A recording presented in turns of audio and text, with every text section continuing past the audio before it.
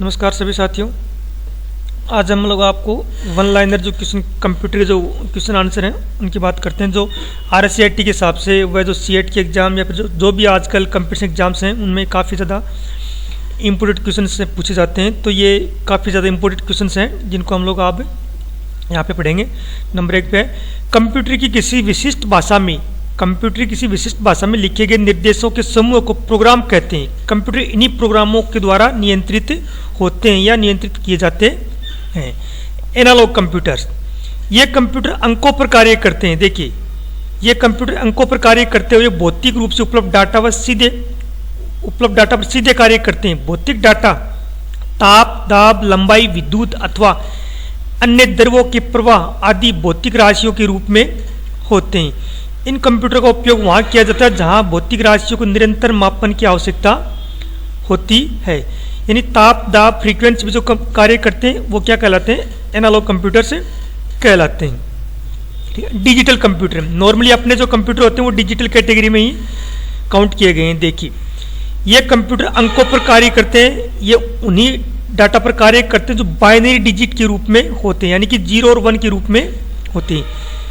Digital computer के संकेत सतत यानी कि सिग्नल्स होते हैं। ये काफ़ी इंपॉर्टेंट क्वेश्चन है। डिजिटल कंप्यूटर के संकेत सिग्नल्स यानी कि असतत होते हैं, ये ध्यान रखना है इसका। हाइब्रिड कंप्यूटर, इन कंप्यूटरों में एनालॉग व डिजिटल दोनों कंप्यूटर गुणों का समावेश होता है। यानी ये बोलना चाहता है कि ऐसे कंप्यूटर जिनके अंदर एनालॉग व डिजिटल दोनों कंप्यूटरों का क्या समावेश यानी कि गुण वगैरह होते हैं, जहाँ पर इनको काम मिले जाते हैं। इसलिए कंप्यूटर ताप, गति, प्रवाह आदि संकेतों पर कार्य करते हुए गणना करके तार्किक क्रियाओं करने का कार्य भी कर सकते हैं। यानी कि जो डिजिटल है और एनालॉग दोनों का जो मिश्रण है वो कौन से कंप्यूटर कहलाते हैं? हाइब्रिड कंप्यूटर कहलाते हैं। यहाँ पे इंपॉर्टेंट क्वेश्चन ये बन रहा है कि हाइब्रिड कंप्यूटर का उपयोग चिकित्सा के क्षेत्र में बहुत ज़्यादा होता है या हो रहा है इसका उपयोग। सुपर कंप्यूटर, ये आकार में सबसे बड़े कंप्यूटर होते हैं। इनकी संग्रहण क्षमता व कार्य करने की गति काफ़ी ज़्यादा होती है, सर्वाधिक होती है। अधिक जटिल व उच्च कोटि की शुद्धता वाली गणनाएं सुपर कंप्यूटर से ही संभव हैं। ये कंप्यूटर सबसे महंगे होते हैं और काफ़ी ज़्यादा पावरफुल भी होते हैं। यहाँ पे एक नोट करने वाली चीज़ है, परम है कंप्यूटर है, क्राई है, नेक है, CDC आदि सुपर कंप्यूटर के उदाहरण। इसका एग्जाम में क्वेश्चन कई बार पूछा जा चुका है कि परम, क्राई, नेक, CDC किसके एग्जाम्पल हैं? तो ये सुपर कंप्यूटर एग्जाम्पल हैं। दूसरी इंपॉर्टेंट बात इसके अंदर, जो परम कंप्यूटर है, ये परम कंप्यूटर जो सुपर कंप्यूटर है ये भारत के अंदर ही इसको विकसित किया गया था। और इसका विकास कहाँ पे किया गया है? विकास पुणे में स्थित CDEC centre for development of advance computing, CDEC central for development advance computing के द्वारा में इसका निर्माण किया गया है और पुणे के अंदर किया गया है। यह पूर्णतः एक भारतीय कंप्यूटर है। एग्जाम में क्वेश्चन पूछा जा सकता है कि पूर्णतः भारतीय कंप्यूटर कौन सा है? तो परम है। परम की भी कई श्रेणी आई थी, परम 10 है, परम 8000 है, 10,000 है, इत्यादि प्रकार की आई थी। सबसे इंपॉर्टेंट क्वेश्चन, जैव चिकित्सा विज्ञान और कंप्यूटर के संयोग से विज्ञान की एक नई शाखा जिसे बायो इन्फॉर्मेटिक्स अस्तित्व में आई है। सबसे ज़्यादा और इम्पोर्टेंट क्वेश्चन है, इसको आप लोग ध्यान रखना कि जैव विज्ञान और कंप्यूटर के संयोग से विज्ञान की एक नई शाखा बायो इन्फॉर्मेटिक्स अस्तित्व में आई है। जो बहुत ज़्यादा इम्पोर्टेंट क्वेश्चंस यहाँ पे काउंट किया गया है। कंप्यूटर के द्वारा संगीत की रचना करना म्यूजिकल इंस्ट्रूमेंट्स डिजिटल इंटरफेस कहलाता है। यानी कंप्यूटर के द्वारा कोई भी संगीत को कंपोज करना इत्यादि क्या चीज़ कहलाती है? Musical instrument digital interface, MIDI कहलाता है। अब सिंपल क्वेश्चन आपके सामने, प्रथम पीढ़ी के कंप्यूटर 1942 से लेकर 1955 के अंदर इस पीढ़ी को कंप्यूटरों में वैक्यूम ट्यूब्स का उपयोग किया जाता है। ध्यान ये रखना है, ईयर तो कम पूछी जाती है, लेकिन प्रथम पीढ़ी के कंप्यूटर में क्या यूज किया गया था? वैक्यूम ट्यूब का उपयोग होता था। ये काफ़ी ज़्यादा इंपॉर्टेंट क्वेश्चन है। और दूसरा इसमें क्वेश्चन बनता है कि आंतरिक मेमोरी के लिए चुंबकीय ड्रम प्रयुक्त होते थे। किसमें? प्रथम पीढ़ी के कंप्यूटर के अंदर डाटा स्टोरेज के लिए चुंबकीय ड्रम्स का उपयोग होते थे। इनमें मशीनी भाषा तथा असेंबली भाषा भी प्रचलित थी। इस पीढ़ी के कुछ प्रमुख कंप्यूटरों के एग्जाम्पल यहाँ पे देखें, एनिक्स है, एडवेक्स है, इत्यादि थे। दूसरा क्वेश्चन, द्वितीय पीढ़ी के कंप्यूटर 1955 से 1964 द्वितीय पीढ़ी के कंप्यूटरों पर ट्रांजिस्टर पर आधारित, यानी कि यहाँ पे वैक्यूम ट्यूब्स का यूज नहीं किया गया। यहाँ पे क्या किया गया इसके अंदर, द्वितीय पीढ़ी कंप्यूटर के अंदर ट्रांजिस्टर आधारित है। ट्रांजिस्टर का आविष्कार 1947 में बेल लेबोरेटरीज के द्वारा किया गया था। सबसे इंपॉर्टेंट क्वेश्चन है, ट्रांजिस्टर का उपयोग जो कंप्यूटर में काम में लिए जाते हैं उनका जो आविष्कार 1947 में बेल लेबोरेटरीज के द्वारा किया गया था। ट्रांजिस्टर किससे बने होते हैं? ट्रांजिस्टर एक सॉलिड स्टेट युक्ति है जो अर्धचालक धातु से बना हुआ होता है या बनी हुई होती है, यानी कि ट्रांजिस्टर एक सॉलिड स्टेट डिवाइस से निर्मित धातु होती है। तृतीय पीढ़ी के कंप्यूटर्स, इस पीढ़ी के कंप्यूटर में ट्रांजिस्टरों का स्थान एकीकृत परत यानी कि इंटीग्रेटेड सर्किट यानी कि आईसी ने स्थान ले लिया था। प्रथम में वैक्यूम ट्यूब थी तो दूसरे में क्या था, ट्रांजिस्टर। और थर्ड पीढ़ी जो आई है उसमें क्या दे दिया, आईसी का यूज किया जाने लग गया। इसके बाद में चतुर्थ पीढ़ी यानी कि फोर्थ जनरेशन, फोर्थ पीढ़ी के कंप्यूटर में, फोर्थ पीढ़ी जो कंप्यूटर है उनकी जो 1975 से लेकर 1989 में इस पीढ़ी के कंप्यूटर में बड़े पैमाने पर एकीकृत परिपथ very large scale integrated circuits काम में लिए गए थे। तो ध्यान रखना है कि चतुर्थ पीढ़ी के कंप्यूटर में क्या उपयोग में लिया गया है, VLSI very large scale integrated, इसका यूज किया गया था। पहला माइक्रोचिप 1970 या 1970 में इंटेल कॉर्पोरेशन ने इंटेल 4004 तैयार किया गया था। ये और भी इससे इंपोर्टेंट क्वेश्चन बनता है यहाँ पे कि पहला माइक्रोचिप जो जिसे 1970 के अंदर इंटेल कॉर्पोरेशन के द्वारा ही बनाया गया था। और इंटेल कंपनी का प्रोसेसर मार्केट में काफ़ी ज़्यादा प्रचलित है। वैसे तो आजकल काफ़ी कंपनियों के आ रहे हैं लेकिन ये काफ़ी प्रचलित है। इनपुट यूनिट या इनपुट के लिए कंप्यूटर में क्या क्या कार्य करते हैं देखिए। कंप्यूटर सिस्टम में डाटा तथा प्रोग्राम विवरण की प्रविष्टि के लिए प्रयुक्त की जाने वाली युक्तियां इनपुट युक्तियां इनपुट डिवाइसेज कहलाती हैं। कीबोर्ड है, माउस है, फ्लॉपी है, स्कैनर है, इत्यादि प्रकार की जो भी डिवाइसेज हैं वो सारी की सारी किस श्रेणी में, कैटेगरी में काउंट की जाती है, इनपुट के अंदर। आउटपुट यूनिट कंप्यूटर सिस्टम से प्राप्त निष्कर्षों को लिखने तथा उन निष्कर्षों को मानवीय भाषा में प्रस्तुत करने वाली युक्तियां यानी कि डिवाइसेज को आउटपुट यूनिट कहलाती हैं। यानी कि कंप्यूटर सिस्टम से प्राप्त निष्कर्षों को लिखने तथा उन्हें निष्कर्षों को मानवीय भाषा में प्रस्तुत करने वाली युक्तियां यानी कि डिवाइसेज आउटपुट डिवाइसेज कहलाती हैं। मॉनिटर है, प्रिंटर है, इत्यादि प्रकार की क्या आउटपुट डिवाइसेज की श्रेणी में आती हैं। सेंट्रल प्रोसेसिंग यूनिट केंद्रीय संसाधन इकाई अथवा CPU, यह कंप्यूटर का दिमाग होता है। यह निर्देशों का क्रियान्वयन करने उन्हें पढ़ता है, व्याख्या करता है, उनका विश्लेषण करता है, नियंत्रित करता है और संगणना यानी कि कैलकुलेशन भी करता है। वास्तव में हम कंप्यूटर को जो भी निर्देश देते हैं वो पहले CPU के द्वारा ही रीड किए जाते हैं और CPU हमारे निर्देशों के अनुसार निष्कर्ष को क्या है आउटपुट के रूप में मॉनिटर की स्क्रीन के ऊपर डिस्प्ले कर देता है। ये दोबारा आ गया क्वेश्चन है। सबसे पहला माइक्रो प्रोसेसर सन 1970 में इंटेल कॉर्पोरेशंस ने इंटेल 4004 के नाम से तैयार किया था, जिसे लगभग 2300 ट्रांजिस्टरों के बराबर इसकी कैपेसिटी यानी कि क्षमता इसकी थी। माइक्रो प्रोसेसर लगभग आधे इंच का एक सिलिकॉन धातु से निर्मित आयताकार एक टुकड़ा होता है। ध्यान रखना, माइक्रो प्रोसेसर कंप्यूटर मैन होता है और वो किससे बना होता है, सिलिकॉन धातु से निर्मित होता है। अर्थमेटिकल लॉजिकल यूनिट्स ALU, यह यूनिट अंकगणितीय क्रियाएं तथा तार्किक क्रियाएं करती है। अंकगणितीय क्रियाओं को जोड़, बाकी, गुणा, भाग इत्यादि क्रियाएं की जाती हैं। ALU एक ऐसा इलेक्ट्रॉनिक परिपथ होता है जो अंकगणितीय गणना करने में सक्षम होता है। अब बात करते हैं 19 नंबर पे मेमोरी। कंप्यूटर की मेमोरी वह इलेक्ट्रॉनिक स्थान है जहां पे डाटा, सूचना और प्रोग्राम संग्रहित रहते हैं और आवश्यकता होने पर उन्हें तत्काल प्रभाव से प्राप्त भी किए जा सकते हैं।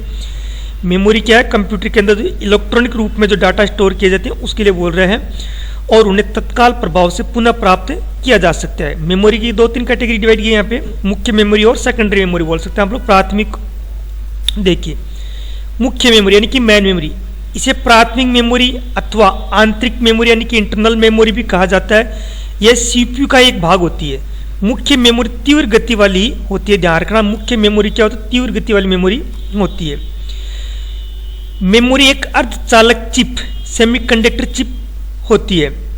रैम में संचित सूचनाओं को हम माइक्रोसेकंड के 10वें हिस्से में पुनः ग्रहण कर सकते हैं। सबसे इंपॉर्टेंट क्वेश्चन ध्यान रखना, रैम के अंदर संचित सूचनाओं को हम माइक्रोसेकंड के 10वें हिस्से में पुनः ग्रहण कर सकते हैं। और रैम में डाटा या प्रोग्राम अस्थायी रूप से संग्रहित होते हैं। नंबर ध्यान रखना कि रैम के अंदर जो डाटा होते हैं वो क्षणिक होते हैं। अगर सिस्टम बंद हो जाता है, कंप्यूटर बंद हो जाता है, तो उस दौरान उसमें डाटा वो सारे हटे जाते हैं। कंप्यूटर को बंद करने अथवा विद्युत आपूर्ति बंद हो जाने पर उसमें संग्रहित डाटा मिट जाते हैं। इसलिए रैम को अस्थायी यानी कि वोलेटाइल मेमोरी के भी कहते हैं। इसके बाद में आता है ROM, read only memory, read only memory ROM. इस मेमोरी में संग्रहित प्रोग्राम परिवर्तन अथवा नष्ट नहीं किए जा सकते, उन्हें केवल पढ़ा जा सकता है यानी कि रीड किया जा सकता है। यह मेमोरी स्थायी स्थिर होती है। अतः कंप्यूटर को बंद यानी कि ऑफ करने पर भी इसकी विद्युत आपूर्ति बंद हो जाने के बाद में इसमें जो डाटा है वो स्टोर रहते हैं, नुकसान नहीं पहुंचाते। रोम का सबसे इंपॉर्टेंट क्वेश्चन देखिए, रोम का उपयोग सबसे अच्छा उदाहरण बायोस है, बेसिक इनपुट आउटपुट सिस्टम में काम में लिया गया है। तो रोम का सबसे जो अच्छा उदाहरण वो बायोस है। EP ROM, erasable programmable read only memory. इस मेमोरी में आवश्यकता होने पर प्रोग्राम को मिटाया जा सकता है और नया प्रोग्राम डाला जा सकता है यानी कि इंस्टॉल किया जा सकता है। इस मेमोरी को मिटाने के लिए पैराबैंगनी किरणों का उपयोग किया जाता है। ध्यान रखना, अभी आपको एक आगे क्वेश्चन मिटाऊंगा, देखो यहाँ पे मैं ईपी रोम के माध्यम से क्या कर सकते हैं, मेमोरी में आवश्यकता होने पर प्रोग्राम को मिटाया जा सकता है और नए प्रोग्राम को डाला भी जा सकता है। इस मेमोरी को मिटाने के लिए पैराबैंगनी किरणों का उपयोग किया जाता है। इंपॉर्टेंट क्वेश्चन है। Double EP roams, electricity erasable programmable read only memory. इस मेमोरी में प्रोग्राम को आवश्यकता होने पर विद्युत तरंगों के द्वारा मिटाया जाता है। ध्यान रखना, ऊपरी पैराबैंगनी किरण ली गई है और इसके अंदर विद्युत तरंगों के द्वारा इसको मिटाया गया है और नया प्रोग्राम इसके अंदर डाला जा सकता है। तो ये दो क्वेश्चन इसके अंदर बनते हैं, ईपी रोम और डबल ईपी रोम। ठीक है। बाह्य मेमोरी, डाटा को स्थायी रूप से संग्रहित करने के लिए बाह्य मेमोरी की आवश्यकता होती है। इसे द्वितीय मेमोरी भी कहते हैं। यह मेमोरी चुंबकीय अथवा प्रकाशीय होती है। इसमें संग्रहित डाटा हमेशा सुरक्षित रहते हैं तथा कंप्यूटर के बंद करने पर भी नष्ट नहीं होते। हार्ड डिस्क है, फ्लॉपी डिस्क है, सीडी डिस्क है, मैग्नेटिक टेप है, इत्यादि जितनी भी चीजें सारी इसी का एग्जाम्पल हैं। इन्हें द्वितीय संग्रहण युक्तियां भी कहते हैं। ये तो आपका नॉर्मल पार्ट था। अब आता है मेमोरी। ये तो आप लोग भली बात ही परिचित है। इसके अंदर मैंने एक दो क्वेश्चन आपको इसमें बताए, थोड़ा सा इनको ध्यान रख लेना आप लोग। मेमोरी में सूचना, जो मेमोरी में सूचना बिट के रूप में संग्रहित होती है। पहला क्वेश्चन, मेमोरी में जो सूचना होती है वो क्या होती है, सूचना बिट के रूप में संग्रहित होती है। बिट बाइनरी डिजिट से मिलकर बनी। दूसरा क्वेश्चन है कि बिट किससे मिलकर बनी होती है, तो बाइनरी डिजिट यानी कि 0 और 1 से मिलकर बनी हुई होती है। कंप्यूटर की पूरी आंतरिक क्रिया बाहरी बाइनरी अंक प्रणाली पर आधारित होती है। जो कंप्यूटर की जितनी भी इंटरनल प्रक्रिया वो किस पे होती है, बाइनरी डिजिट से, बाइनरी नंबर सिस्टम पर आधारित होती है। और बाइनरी अंक कौन से होते हैं, 0 और 1 होते हैं। यहाँ पे ध्यान रखना। मेमोरी मापने में बाइट का उपयोग किया जाता है और 8 बिट से मिलकर क्या है, 1 बाइट। ध्यान रखना, देखो ऊपर एक क्वेश्चन है, मेमोरी में सूचना बिट के रूप में संग्रहित की जाती है। मेमोरी नापने की नहीं बात कर रहे हैं यहाँ पे, मेमोरी की सूचना बिट के रूप में संग्रहित की जाती है, जबकि मेमोरी में मापन में बाइट इकाई का उपयोग किया जाता है। ठीक है, यहाँ पे सूचना के लिए बोल रहा है और यहाँ पे क्या है, मापन की इकाई क्या होती है, बाइट होती है। 8 बिट से मिलकर 1 बाइट का निर्माण होता है। 1 बाइट के अंदर 2 निब्बल्स, 1 बाइट के बीच एक निब्बल भी हो सकती है, यानी कि 8 बाइट के अंदर 2 निब्बल काम में ली जा सकते हैं। सॉरी, 8 बिट के द्वारा 2 निब्बल बोल सकते हैं कि 4 बिट की 1 निब्बल होती है। तो 1 बाइट के अंदर 2 निब्बल होती हैं। एक निब्बल 4 बाइनरी अंक की होती है तथा यह बाइट की आधी होती है। ध्यान रखना, यह भी क्वेश्चन काफी इंपॉर्टेंट है। ठीक है। अब आता है बिट। मेमोरी की सबसे छोटी इकाई जो बाइनरी अंक प्रणाली में इसका मान 0 अथवा 1 होता है, करा चुका हूं मैं। निब्बल्स, 4 बिट के समूह को क्या कहते हैं, निब्बल कहते हैं। अतः 4 निब्बल